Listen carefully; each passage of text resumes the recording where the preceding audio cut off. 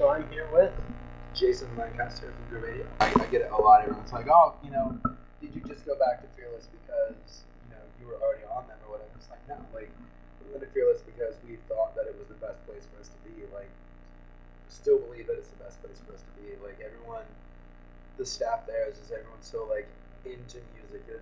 They do what they do, and, yeah, it's a career and they get paid for it, but, I mean, it's like, everyone there, like, they're the people that, when asked as a little kid what they wanted to be, when they grew up, they said, I want to work with musicians, like, I want to work with music I love, and I want to be a part of it, and I want to, be a driving force behind it. So that's where they're at. Yeah. Like, that's why they are where they're at. And it's everyone there, and Bob is just such an incredible, everything's amazing there, and it's never been anything short of that. Any bad and weird feelings that, me and them had left a long time ago, like that's, 3.5 years ago at this point. It's like there's no sense in holding a grudge. Like I'm not that guy, and they're not those guys, and it's like, we have a good time together, and we're out on the road, but I mean even at home, like when we're at home at the same time, we hang out, it's there. I don't even know if there was ever like an apology type deal. It was just kind of one of those things like, okay, we're family, we fight, we get over it, it's done. Yeah, absolutely. My dad, when I came home, he was like, so, what are your plans? What are you gonna do with music? And like, he was getting kind of sick and everything, and I was like, well, I'm gonna write and I'm gonna produce and I'm gonna do stuff like that. And he's like, no. He's like, don't do that at all. He's like, you I've been singing since I was 2. He's like, you've always done that. You can't stop now. So you got to keep going. So, that was the starting point. And as we got things moving and as we got stuff happening, it was like, he was right. Like I did never have a choice. It's never been up to me if this is going to be my career or not. I always like to start off by saying that, everyone in this band is completely aware with how lucky we are to be where we are, and how just amazing that, all of this is happening to us. And we're like, especially me, like I've been fortunate enough to be here twice, and it's an amazing feeling. And, we all know how incredibly lucky we are to be here. And, in the entire history of Go Radio, like we've never stepped back. We've always done what we could to push forward, and like even when it didn't seem like it was going anywhere, we're just sitting there spinning wheels and just proverbial mud is slinging everywhere, and everyone's getting dirty and sweaty, but we're not actually gaining ground. We never slid back, and I feel like this is we're at the base of the mountain at this point.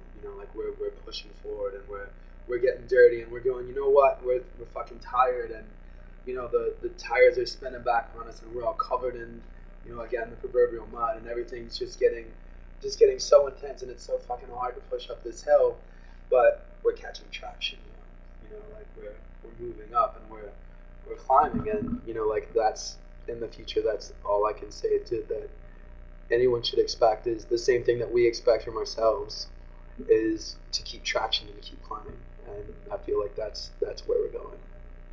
I'm going to borrow a story from a friend of ours in the scenic, and I'm going to tell it from my point of view, like, as if it were happening to me, because nothing has ever topped this ever, and I feel like it deserves to be heard.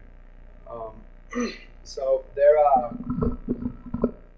at a show, I forget where it was at, where Jamie's show was at. It was somewhere just completely random, like Shamokin or something like that. But they built all these buildings on top of it, and it's like gargoyles on the ends, and it's just like the most amazing like architecture you've ever seen.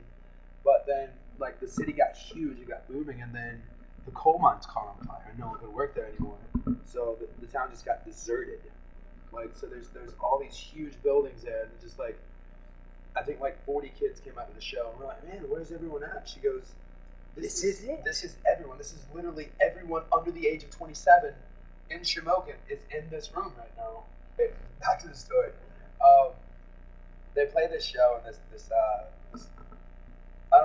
we'll call her a girl, probably 17 or 18 years old, comes up. She goes, my family lives down the road. You guys are in a van. Like, do you want to stay with us? Like, are you are you wanting to stay? You know, do you guys need a place to crash? We'll cook for you. Like, it'll be amazing. So they get in the van and they follow them there, and they pull up to, like, this is like, you know, upper middle class house, but it's far back in the woods. You know, like nothing around. It's way back in the woods. So Nice stuff. you know, they're getting out, and you know, like the sun comes out to meet them, and it's the daughter's like walking them up to the house and going, okay, this is the scenic, they're gonna stay with us, and the sun comes out, and he's very obviously homosexual and very, very flamboyant about it.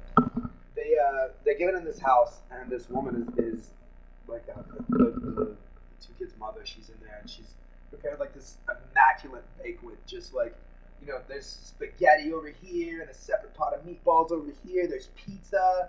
There's freaking, you know, chicken tenders over here that she's cooked, and, you know, like French fries, and just like, Dude, it sounds Last awesome. Supper style meal. The only thing that could make the situation any better is if everyone got laid and then got to take home like doggy bags the next day full of all the food that was on the table. That's the only thing that could make the situation better, other than like a free Xbox or something, you know, like. So Jeremy is like, everyone eats, you know, and they get full, and Jeremy's like, I gotta go to the bathroom. So he's like, he goes to the bathroom, and he's standing there peeing, and, you know, like looking back, and they've got like a little flower pot on the back of the toilet there, and he kind of like looks at it a little bit closer because it's looking kind of weird. You know, like, why would that be there? And so he pulls it apart, and there's a hole in the wall with a camera. And, you know, like, my first reaction as hearing this story, I was like, it went into the gay kid's room. Like, that's an obvious place. But it didn't. It went into the parents' room. And so Jeremy walks out.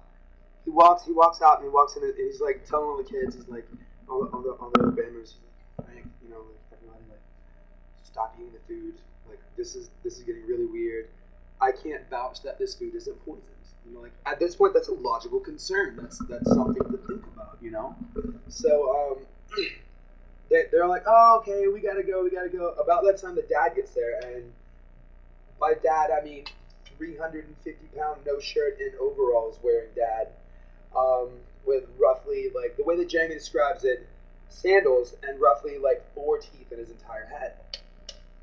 And he just walks up to the wife and just starts smacking the crap out of her. But apparently it's not like it's like a playful thing, like, actually, like, full hand across the face as hard as you can. It's like a playful thing. And everyone's, like, rolling around on the ground laughing. Like, this is how quickly this all turns around. Everyone's rolling around on the ground laughing. And so they all, like, the scene that they're like, screw this, we're running. They literally start running out of the front door. The dad is chasing them out, going, where are you guys going? We're just playing. The mom's running out, going, but you didn't finish your food. The girl's running out screaming how nothing can ever be normal at the entire house, and the van is pulling off. And as the van is pulling off, Jeremy is hanging out of the back of the van. And his legs are dragging the ground, and as they're pulling out, they're speeding off. And as they're pulling out of the driveway, the gay son catches up with Jeremy and sticks his hand inside his pants and slips a finger up his butthole and just makes, I can't even recreate the noise that Jeremy made. But then they left. And I don't feel like you know anyone that's going to top that story. Denise wants to know, if you guys had to tour with 5 bands, you guys headlining, who would you pick? Aerosmith, Led Zeppelin, Bright Eyes, the Avett Brothers, and Motley Crue. And then Lucy wants to know, what song by any other artist do you wish you would have written? Oh God, The Ballad of Love and Hate by the Avett Brothers. That song's fucking incredible. Alright, now you have a song for us? Yeah, we can do that.